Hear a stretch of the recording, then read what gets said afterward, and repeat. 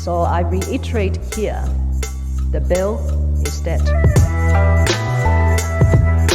The story of this great city is about the years before this night. We are free! Hey, what's up? This is Ho Ho Hong Kong. I am Andy Curtin, and I'm flying without Vivek today. He's a little bit under the weather, so sending him some good wishes. And yeah, if you want to check me out online, you can find me at Andy Curtin on Instagram, Facebook, Twitter, all that jazz. And I've got an awesome friend here today, Michael Hampden. How you doing, buddy? Hey, how you doing, Andy? Do you want to plug your own socials or anything like that? Do you want people to follow you online or no? Well, you can find me on Twitter at BigMikeyVR. MIKEY, and anyway, that's basically. I'm not a big social media guy, at least not yet. But yeah. Did you see that documentary, Social Dilemma? Unfortunately, I haven't seen that one yet. I saw Social Network back in the day. If you want to get no, totally do. Social Network's like the Facebook one, right? Yeah. No. This is just like it's interviews with people who were like high level at Facebook and Google and Twitter, and basically, but like your phone is designed to mess you up. Yeah. And ever since I watched that, I'm like barely using social media, which is probably not the best strategy. But anyway, so I got you on today because you are a virtual reality guru. Thanks, man. Yeah, I'm well. Why don't you tell everybody tell us what your job is? Like, what are you doing? Okay, so yeah, I work for Sandbox VR. I'm the creative director and head of studios over there. Which is awesome, by the way. Oh, thank you. Yeah, I went out there with a bunch of comics and with Seth Waters and Ash, and we had so much fun. It's really cool what you guys are doing there. Thanks, man. Yeah, people generally seem to have a pretty good time, so we love to see that. And it's all about kind of creating something for people to get out there and have fun now. Yeah, just doing something different, There's not that much different to do in Hong Kong. You get you can eat, you can get booze, but how much other stuff is there to do, really?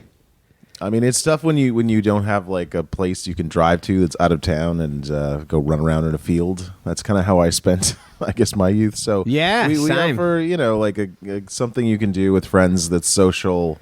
You can bring up to 6 people, so you just kind of get out there and fight some zombies together and have a good time. As you do. I can't do it in a field. You can go and do the virtual reality version of it. That's right. So how did you end up in Hong Kong? Like, what led you here? Well, yeah, I've been working in the video games industry for about 17 years now. So 17? Dude, you look like you're about 17. Unfortunately, 17 years? What did you start when you were 3? I got my first job in the industry when I was like 22. 20, yeah, 22 actually was the very first one. Yeah, in terms of my first full-time paid gig. Yeah, but I did some volunteering before that. But anyway, yeah, about 2 years ago, I was working with Sony PlayStation Studios in London. Dude. And so I was kind of like thinking about my next moves after finishing a title there called Blood and Truth, which was a really cool PlayStation VR game. And yeah, opportunity came up with Sandbox here, so really wanted to come and work on some really next level VR stuff that just gives people a whole new experience that they haven't had before. So you got your dream job, right? I don't mean much, that Sandbox was like dream industry. Like, I get to make computer games. Oh yeah. It was actually my dream job. Like when I was 5 years old, playing Super Mario Brothers, I was like, "Damn, we want to." What are we talking about here? SNES? No, like NES. Yeah, I played NES. That's how incredibly old I am. No, dude, I'm 30. I'm 37 in like 3 weeks, so okay. I'm not that far behind you. Also, I look like 10 years older than you. Come on, man. Yeah, I wish I was joking. So that's rad, dude. So you're in London. What did you just get online and you're like, I got to Hong Kong? That's pretty bold. Kind of, yeah. I mean, I've done a few moves like that before in my career. Moved to different places in the world. So I met. I have a friend basically I used to work with, and he kind of recommended me. Recommended I chat with Steve Zhao, who's the CEO of Sandbox. And after one conversation with Steve, I was pretty sold, actually. Really? Yeah. I mean, just the ambition for the company, and actually just coming to Hong Kong. Had you been to Asia before? Or? I had, yeah. I'd spent 3.5 years living in Singapore. Working nice. With Ubisoft over there on Assassin's Creed. I don't know if you heard about that. I know the name. I'm not really. I gamed as a teenager, I guess, but then once I hit university, it was like I was pretty much done with it. Okay. I was too busy banging my head against the wall, the comedy thing. Yeah, burning down comedy clubs. Yeah. Well, that's a much more productive use of time. I don't know if that is true. I'm really not sure about that. So tell me, like, before we get into it, like, what do you think of Hong Kong? What's your vibe on the city? I've always enjoyed Hong Kong. It's like it's a really cool city. There's a lot of dynamic energy here. A lot of interesting people you meet from all over the place. So it's definitely quite a cool city. I enjoy the travel aspect of it as well. Although with COVID, that's all kind of gone. You normally travel like pre-COVID? Yeah. Yeah, dude, I love being in Hong Kong and like how you can just get around. Like you're up in Taipei or up in Tokyo. Like it's so easy to go to awesome places. Yep. Especially when you come from Australia. It's like any international flight is 8 hours, minimum 8 hours. Really, unless you go to New Zealand and like who would want to go there? So tell me about what Sandbox is doing, because it's not that old, is it?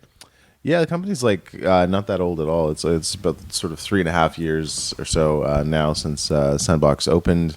It was really kind of a crazy story here, with Sandbox. Actually, the team started with just a small handful of guys. They basically had about 6 months to figure out how to build a game, for how to get this technology working for the motion tracking virtual reality technology that we do. So they don't buy it? They have to develop themselves? There's hardware things that we buy, but in terms of the software that kind of connects everything and makes it work, that stuff is our own technology. Really? Yeah, with the motion tracking cameras. So interesting. Yeah. So after sort of these 6 months to like basically make a game, figure out the technology, and build a retail location here in Hong Kong.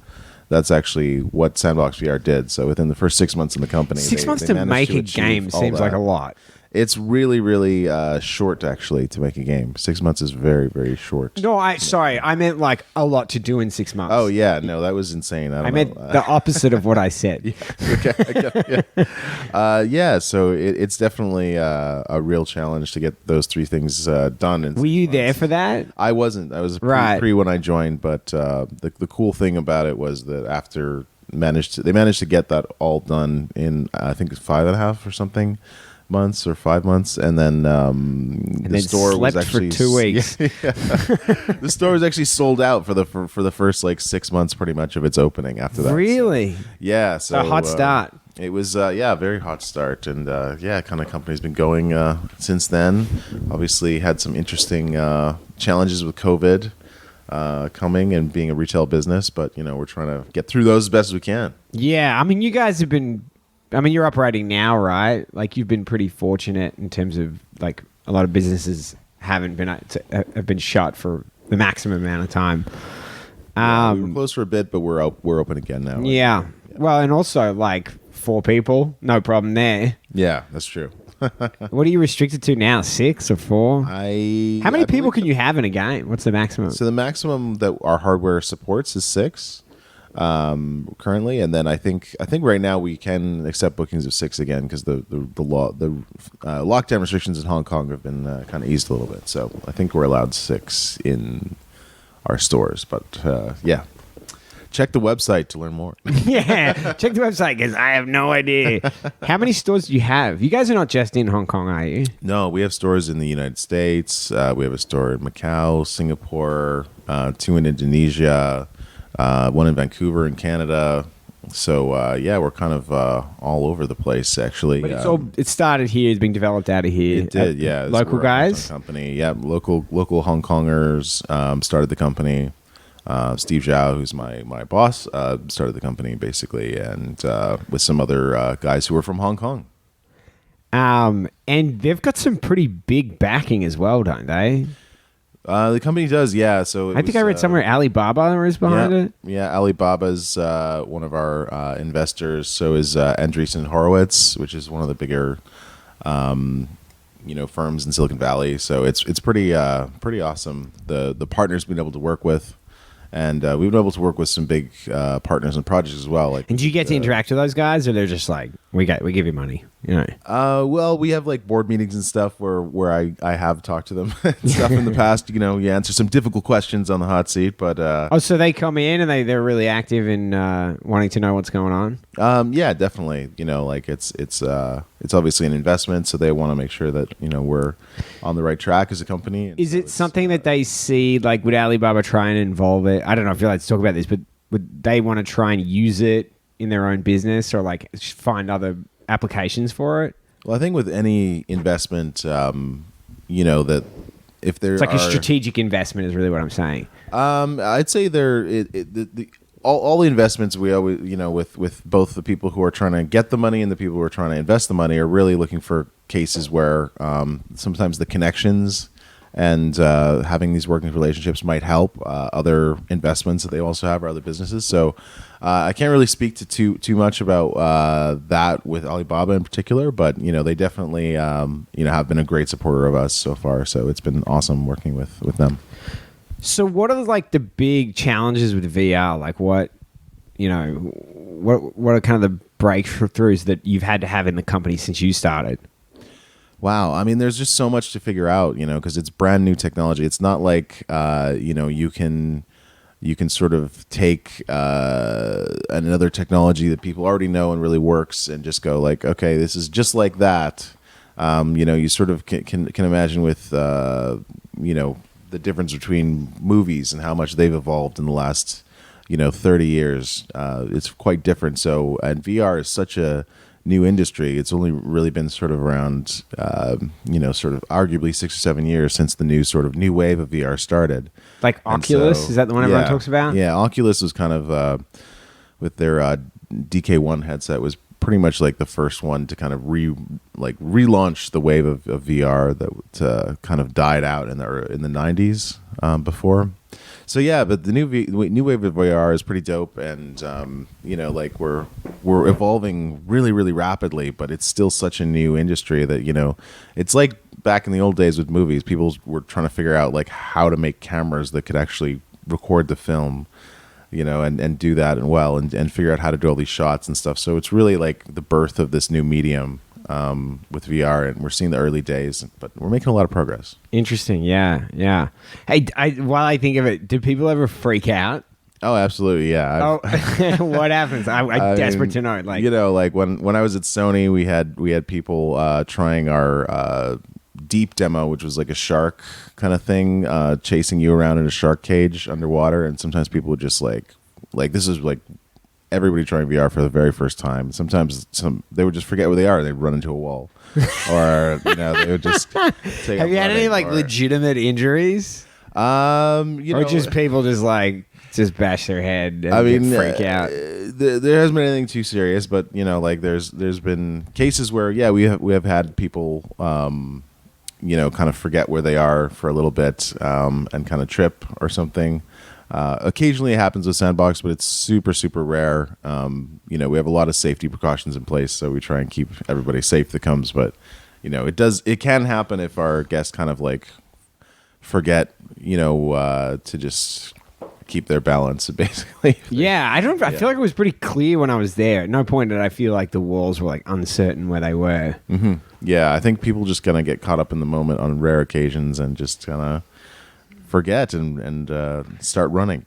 What's like the weirdest thing you see people do when they've got the mask on? They don't realize that you're looking at them in a blank room. Well, the funniest thing is just how because VR has this power of kind of transporting you to a different place, you really forget the surrounding world. So, you know, one of the great things about our office space that we had in Hong Kong was to have a big play area for our VR testing, and then around that would be everyone's desks and we working. And we used to have a lot of people come in for demos, investors and journalists and things like that. And, you know, with some of our games are a bit scary, like Deadwood Mansion or Zombie Experience is pretty scary. It's very appropriate for Halloween. But anyway, like they would literally start screaming at the top of their lungs for like 20 minutes straight and you know, wailing and crying and, you know, cursing. Oh my And, god! and then they take the helmet off, and suddenly, oh, I'm actually in front of like a crowd of 40 people that's gathered because Who it's are so all entertaining. laughing? Yeah, we're laughing our heads off because it's so funny seeing someone like screaming in Cantonese and Oh wailing. man, it's so shooting funny because I'm like, what an idiot, and then I'm like, wait, did I do that? Like, legitimately not sure. It's possible. It's definitely possible. I'm going to dig up this footage, Andy, of your session. Yeah, We'll I see. bet it's in We'll there see. somewhere. We'll see just how That'd be cowardly you may have great been. blackmail on everyone. Be like, before you go for this political position, let me show this video of you crying with a headset on. Right. You've just discovered my secret plot, actually. That's in record time you've uncovered it all. So they must have some pretty ambitious plans to like take over the world, I guess. We're working on it. Yeah.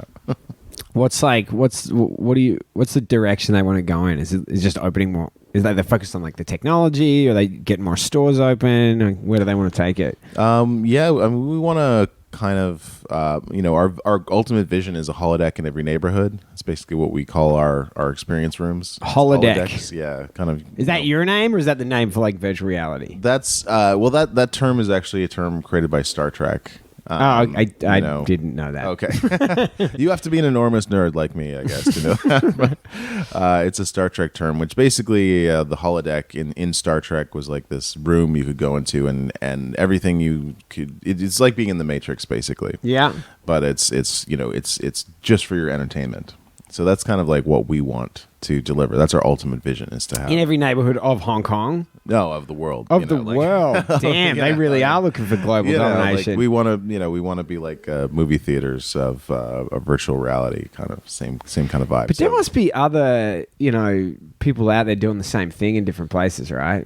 There's definitely some competitors. A lot of people are opening kind of more mom and pop kind of stores, but like with our advantage, it being that we actually produce all of our own content, so you can't play our experiences anywhere but Right. Sandbox, and they've all been designed from the ground up. Because there's other too. virtual reality in Hong Kong as well. I think there is. Yeah, I think there's some. I know that there. And were there's different more. because I saw a photo of it, and like you guys are in a like you're walking around in a box room. Those ones were like standing on like a travelator that you walk around on. My friend said she did it, and it made her puke. Yeah, I mean that's the thing, right? When you don't have the motion tracking cameras to accurately represent like where your real body is in virtual reality, then creates a disconnect in your brain and actually makes people sick. So Really? it's interesting. Did you guys have to figure that out? Like that's something you went like, oh, we got a lot of puke here. Well, I've been working in VR for 5 years now. So like basically when I started, that all this stuff was brand new. That sounds like Simulation early sickness. medicine, Like we keep killing them. It's I the know. tracking. Let's use cocaine for everyone. Like let's put that in soft drinks. Oh, dude, people doing it on VR and cocaine, which would be the most Hong Kong thing ever, by the way. We do not endorse that. I'm talking back in the day, Coca-Cola. That'd be some screaming. Yeah, that would be. That would definitely be a way to raise the pulses. But yeah. Anyway, sorry. Go on. So, what makes a great VR game? Like, when you look at it, like if you're looking at a game, you're like, what are the really standout features that make a game, that hook people in?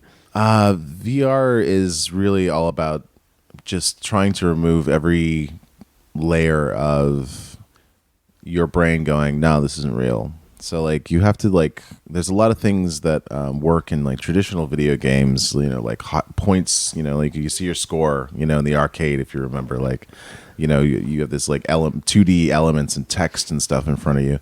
In virtual reality, like that stuff generally really takes away from your immersion. It makes you remember that you're playing something that's not real, instead of having you just release your sort of feeling of that's not real. And so, what you want is just something that really gets you into it and keep you there.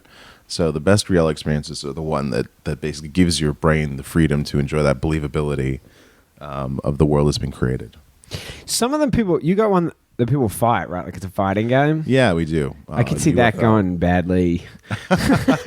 Unbound Fighting League. Yeah, well, it's actually it's really funny. Do they connect in real life? They don't connect in real life. They don't. No, we had. So how do you simulate like do you hold something and hit like a stick? I haven't played that one. So we played one that was like Amber Sky, I think, which you just updated, right? Yeah, well, we're working on an update now. You're about We'll to be update updating it? soon. Yeah, brand new update. And that was like, a shooter, I guess you would call it. Yeah, it's kind of like a sci-fi space shooter fighting off aliens. Yeah, which is great. But so obviously it's easy to understand how with a gun you can have the movement and stuff, but when you're with a stick, like you're hitting people, how do you know you've hit something?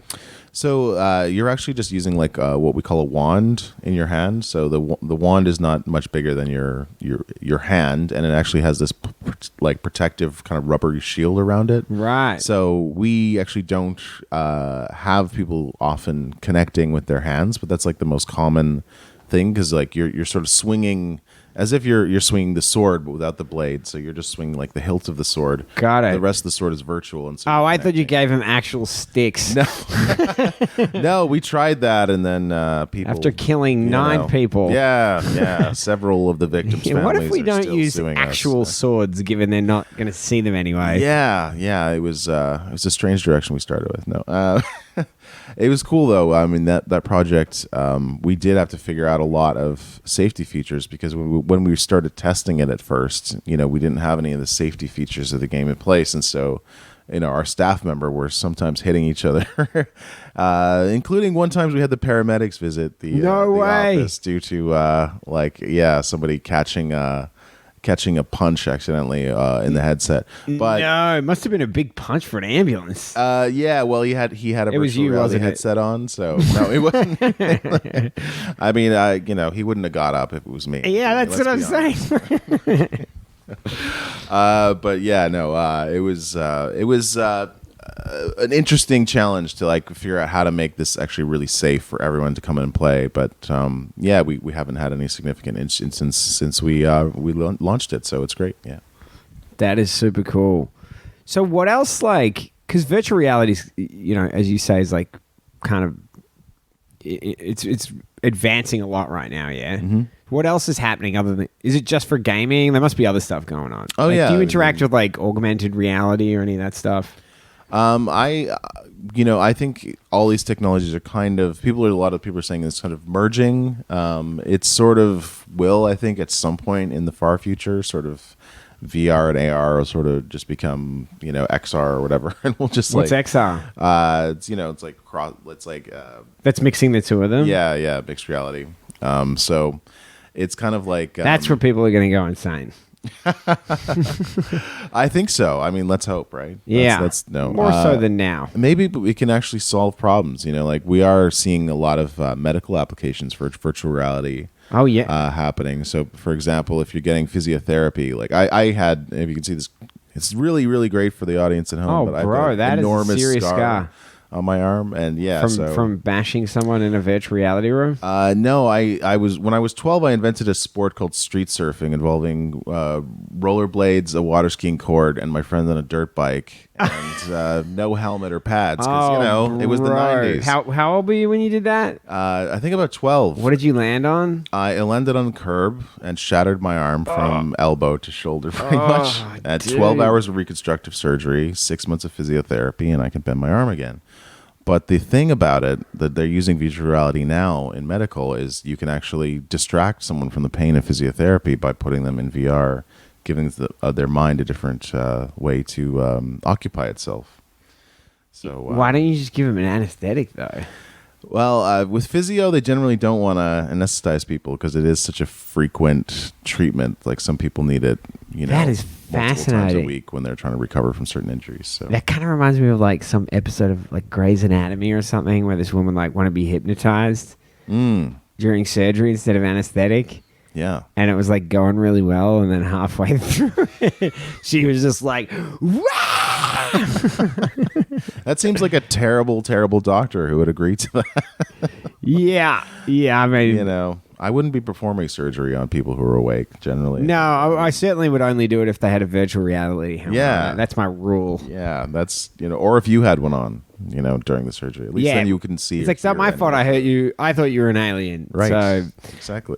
what else? Like, so you got medical applications. Is there anything else? Fitness. fitness applications are huge. Like UFL, our game, Unbound Fighting League. Like if you play that, you'll have an amazingly great workout. By the Really? Yeah, it's one. So of the you most actually got to run physically around. intense. But hang Yeah. on, like how are they running? How big is the room? The room is like 4 meters by 6 meters. Okay, so where's the workout? So basically, you're designed in two halves. So you can imagine a boxing ring, right? A boxing ring isn't necessarily a huge space, but the boxers, if you've ever boxed around, boxing is my sport, and like, if you box even one round, it's absolutely exhausting. Yeah, but you're hitting like what? It's football, right? Yeah. So it's kind of like football. So what are you running back and forth, or? Oh, in UFL? Yeah. No, it's like fencing. It's like lightsaber duels.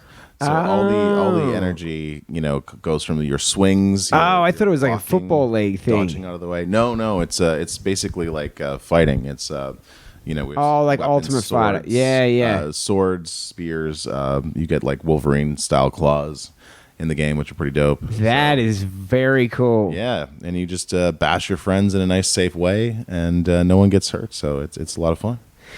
So for your role specifically, are you like focused on the game development? Like that's what you work on? Yeah, I'm responsible for the team that develops the game.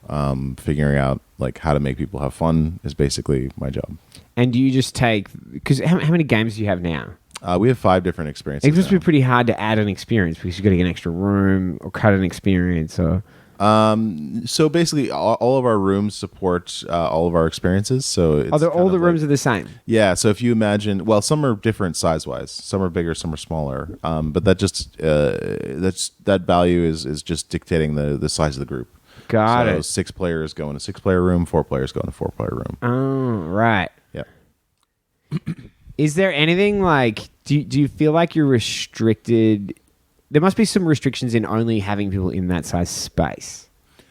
Is there a different space out there that you could do a different style of virtual reality in? Like, what could you do differently?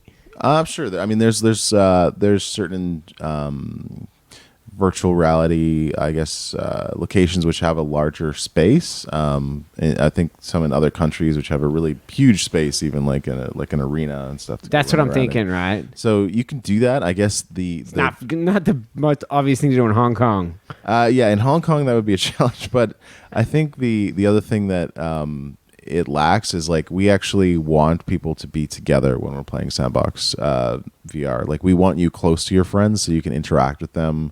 You can high five each other. You can put your arm on each other's shoulder to heal you. Yeah, I remember that. That was the thing. Yeah. Yeah. So like we actually want you together and interacting together. So you can do a bigger room, but without that, you don't have the social interaction. You don't have the quality of the motion tracking. So again, some people will suffer with simulation sickness.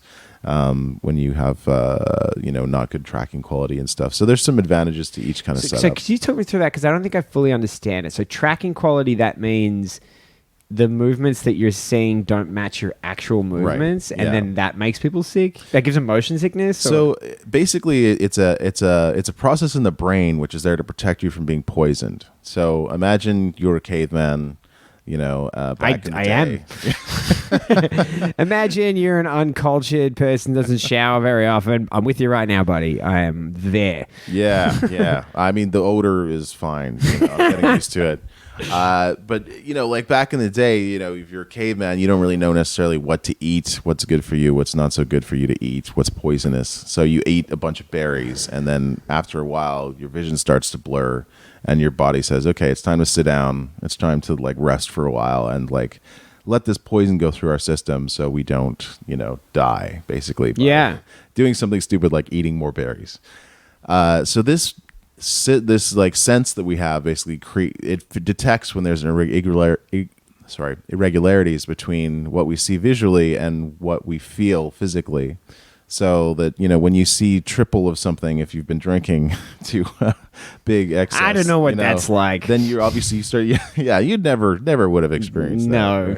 So you have this feeling of sickness that, it's time to throw up, it's time to relax. And your brain's going, oh, I must be poisoned. It's time to trigger all these things. And so that's what happens. That's what can happen with virtual reality if it's not. Do you ever get people who like the tracking isn't very good, so then they try to sleep with someone that's less attractive? Unfortunately, we haven't figured out that yet. I'm trying to figure that out personally, just for my own personal reasons. They just start dancing terribly. Yeah. That's something. They're like, the tracking is bad. I need to eat McDonald's. It could happen. Maybe. Yeah. I don't know. Maybe you could use virtual reality to stop people from puking while they're drunk. Wow, it's almost like pukeception or something. Wow, yeah. That you definitely, if you ever figure this out, you have to use that name. Okay, that's pukeception. We'll work on that. That'll be our next big thing. Is there virtual reality like outdoors? Have you ever seen that? You can use it outdoors. There's certain headsets now. Because Oculus you can just take anywhere, right? But I mean, like, is there a way where the outdoors could be part of it? And you're not just like potentially running into stuff. I mean, that's probably more where you'd see augmented reality. If you actually wanted to use because you need to know what's word. Yeah. So augmented reality works by sort of putting virtual objects over top of or in the same space as real objects. Pokemon Go is probably the most obvious example that most people have played. Yeah. But I think we'll see a lot of this stuff develop in the future, and I do see down the road having some right now the thing that we're missing is touch. That's the thing that is pretty awesome about Sandbox actually, is because you've got this like vibrating vest that you wear, so you feel the reaction. But that's the big thing that's going to come is you imagine wearing some gloves where you can touch a virtual object that's not there and it feels like it's there. That's the thing that's really going to change things, and we're still a few years away. So virtual reality is at the lonely single guy phase. That's right. It's the just online missing girlfriend the sense phase. of touch. Yeah, that's right. Right now, VR is in the online girlfriend phase of relationships. How far away do you think that might be?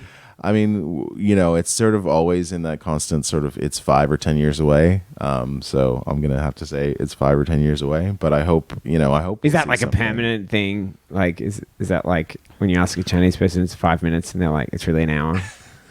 I don't know. I would say that it's just one of those things where with virtual reality tech, it has come a huge way in the last 5 years, but it's still like the expectation for what virtual reality is. I mean, just that term.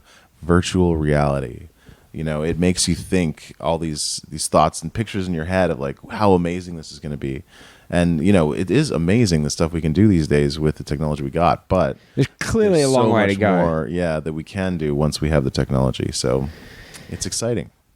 Yeah. So, I mean, you could get to that like avatar level, right? Am I correct in saying that like a computer game, the quality of the graphics is higher than you can currently get in virtual reality? Is that right? That's true. Yeah, basically it's the screen resolution, which is kind of a limiting factor, right? Because why is that? Because the headsets just don't have. Yeah, they don't have the technology yet to really shrink. Get enough pixels per inch for it to really look like a crystal clear image with your eyes. I mean, it still looks good.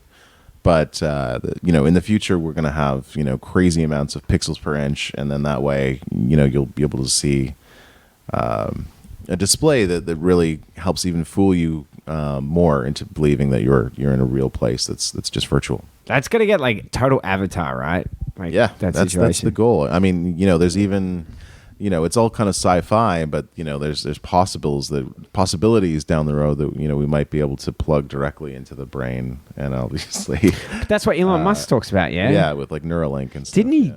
Didn't they announce something recently? Yeah, Neuralink. It's like they're right now focused more on medical applications and stuff, and removing things like the need for people to have to stay paralyzed, if they've got spinal cord injuries, that would be the first, I think, application. Yeah, fine, help people, but I want to play games. Right? I better talk to Elon and see if we can. Because he's a massive gamer, if I understand correctly. I'm not sure. I guess I believe he's like a crazy gamer. Cool. Well, I don't know how he finds the time running that many companies. Apparently he does. Apparently he's like wildly into computer games. I don't think he's playing Fortnite then or something. It's was that like a really long? Consuming. Yeah, time consuming. Yeah. Yeah, I don't know. I could look it up, but I'm pretty sure he's like crazy into it. So, what have been the biggest challenges or like obstacles at Sandbox since it started or since you've been there? Well, I think Other than COVID. yeah, okay. Because COVID must be hitting you everywhere right now. COVID is the biggest challenge right now. Are most of them probably shut right now still? A lot of our locations are not open in North America, but we are trying to work with the local counties and find a way to open them in a safe way. We have a very, very good and very safe procedure to make sure everybody. You don't need that many people in there either. It's not like a crowd. Yeah, that's true. It's only supporting. I feel like Americans would really like virtual reality right now. They're like, yeah, we'd like to be anywhere else. Oh, it's amazing! Like our Chicago store has pretty much been sold out for just about like the last month. So people How old is it? Available the Chicago store? Yeah. It's been open for less than 6 months now. Dude, that's awesome. And we haven't been able to open all of the entire way, obviously, because the America went into lockdown. So where we are opening, we are seeing a huge demand, and there's always so much great feedback from people that play that we just hope that we can continue to work with the regulators and get the stores open and allow our customers to come in and do something fun. It must be pretty rad for you to be like designing these games and knowing that the market, like the places they're going out, is just getting further and further away. Where's your hometown? I'm from a place called Saskatoon, Saskatchewan in Canada. Yeah, a little town on the prairies. Well, small city, I should say. 200,000 people. Are you into... Yeah, that's pretty small. That's like my apartment building here. Right, yeah.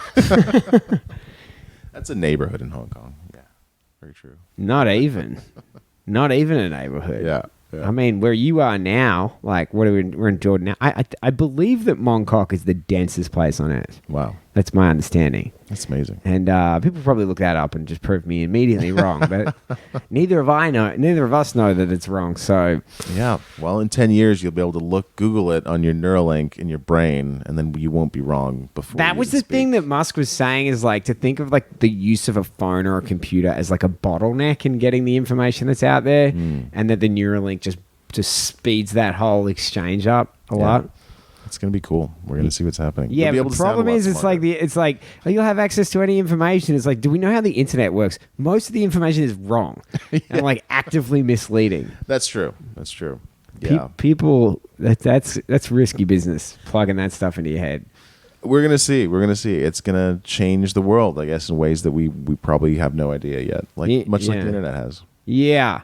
So what big stuff do you guys have? Is there anything you can tell us that you're like focused on that's going to come out? Well, what I can announce today, or I guess speak to today, is that we've got some super great upgrades coming for Amber Sky and Curse of Davy Jones. Our Curse of Davy Jones experience is kind of like, it feels a bit more like Pirates of the Caribbean kind of style now, at least in its tone. But we're actually changing it to feel more like a Pixar movie, almost like it's a cartoony style. Really, really fun, very irreverent. And so, yeah, I think people are going to absolutely love that update. It's going to be great for families to go and play. You can take your kids if you want. No, dude, the kids are like 3. Oh, right. 3 and 1. What's the minimum age? The minimum age, we generally say it's kind of usually around 8 to 10. Yeah, I'm way off. The main thing is, you need to make sure that, the people have to be able to comfortably wear the equipment, right? Obviously, if a kid's too small to wear a wearable PC backpack, obviously they're not going to be able to play and enjoy. But yeah. Is there anything else you want to tell people about checking out Sandbox before we get out of here? It's an awesome social experience with your friends. Come down, you'll have a blast. Play any of our experiences, and I'm sure you're gonna be back for more if you give it a shot. I want to go back, dude. Legitimately, like I didn't realize you were working there when I went out to it. In fact, I posted a video. Yeah. And you're like, hey, thanks for coming in, man. I'm like, what are you just thanking me for random... I didn't put it together that's what you do. Oh, okay, yeah. Well, it must have been very creepy when you first saw the message then. Yeah, I'm not that stupid. I like your photos. Yeah, thank you for your Instagram pictures. I loved it, man. Yeah, I'm not... As I said, I'm not really a gamer, but I'm definitely coming back to check it out. Hey, dude, can't recommend checking out enough. And thank you so much for coming on today, dude. Thanks for having me. Yeah. Cheers.